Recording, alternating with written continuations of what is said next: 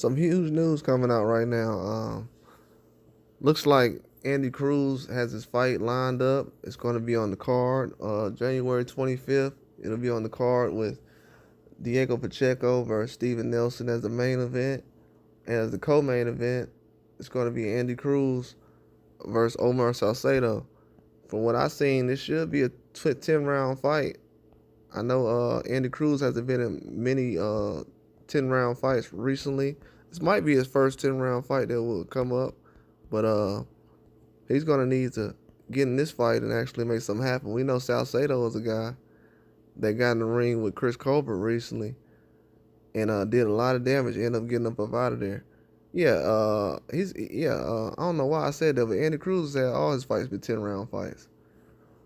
I don't know why I even thought of that, but Salcedo went in there and did some huge damage against Colbert. Colbert was doing an okay job early on, but Salcedo was a very good fighter. He went in there being competitive. He wasn't slowing down. Gave Chris Colbert a lot of trouble.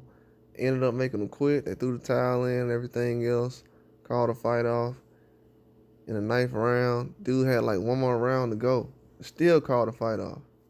And it's just, I don't know. When you see things like that, you just don't know what a sport of boxing is and what a boxer's mind is. But I thought he put on a very good performance against Colbert. And that was a tough fight. Salcedo definitely was not an easy clash. And this goes to show that possibly if Colbert would have won that fight, he could have been in a situation where he'd be fighting Andy Cruz. But kind of dropped the ball on it. I don't know if he's all in a certain situation. You know, 1 foot in, 1 foot out type of deal. But if Andy Cruz can go out there and make a statement against Salcedo, that'll put him in a very good position. Because right now, Andy Cruz is 29 years old, and I think he recently just turned 29. He was 28 last year. He just turned 29 in August. So once he gets in the groove of everything, he should be moving up pretty fast, though. I think after 2025, he should definitely be. I don't know. I think in 2025, he should be fighting for a belt. If he's not fighting for a belt in 2025, I think that's a very huge issue. This man has to be fighting for a belt in 2025. If he doesn't get that done, then it'll slow a lot of things down, especially at 135. We got Keyshawn Davis that's going to get a belt soon, possibly fight for one. And a lot of people try to go around and say, well, you know, Andy is Keyshawn's dad and all the other stuff. Well, hey, when it comes to boxing, I know that's not the case because Andy Cruz needs to be putting together some good rounds and performances. I didn't like the last performance he had, even though I knew he was being patient and not rushing.